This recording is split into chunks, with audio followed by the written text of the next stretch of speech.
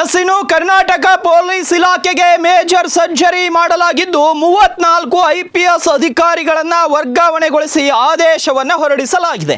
ರಾಜ್ಯದಲ್ಲಿ ಕಾನೂನು ಸುವ್ಯವಸ್ಥೆ ಸರಿಯಾಗಿ ಪಾಲನೆ ಆಗ್ತಾ ಇಲ್ಲ ಎಂಬ ಪ್ರತಿಪಕ್ಷಗಳ ಆರೋಪ ಒಂದು ಕಡೆ ಆದರೆ,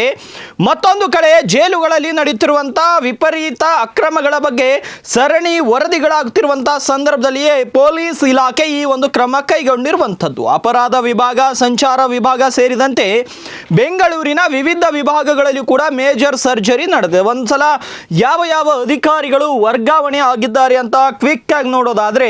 ಅಕ್ಷಯ್ ಮಚ್ಚಿಂದ್ರ DCP ಬೆಂಗಳೂರು ಕೇಂದ್ರ ವಿಭಾಗಕ್ಕೆ ಹೋಗಿದ್ದಾರೆ. ಅಜಯ್ ಹಿಲೋರಿ ಜಂಟಿ ಪೊಲೀಸ್ ಆಯುಕ್ತ ಅಪರಾಧ ವಿಭಾಗ, ಪರಶುರಾಮ್ DCP ವೈಟ್ ಫೀಲ್ಡ್ ವಿಭಾಗ, ಕಾರ್ತಿಕ್ ರೆಡ್ಡಿ ಜಂಟಿ ಪೊಲೀಸ್ ಆಯುಕ್ತ ಸಂಚಾರ ವಿಭಾಗ, ಅನೂಪ್ ಶೆಟ್ಟಿ ಬೆಂಗಳೂರು ಪಶ್ಚಿಮ ವಿಭಾಗ DCP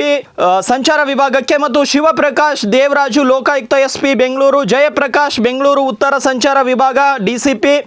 M Narayan electronic city Bengaluru ವಿಭಾಗದ DCP,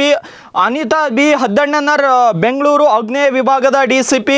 ಸೈದುಲು ಅಡವತ್ CID SP, Baba Saheb Nyamagouda Bengaluru ಉತ್ತರ ವಿಭಾಗ DCP, ನಾಗೇಶ್ ಬೆಂಗಳೂರು ವಾಯುವ್ಯ ವಿಭಾಗ DCP, Shriharibabu Bengaluru CCB DCP,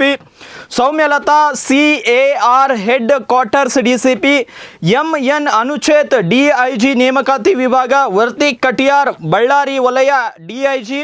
Shantaraju SP ಗುಪ್ತಚರ ಇಲಾಖೆ, ಸಿರಿಗೌರಿ SP ರಾಜ್ಯ ಅಪರಾಧ ಇಲಾಖೆ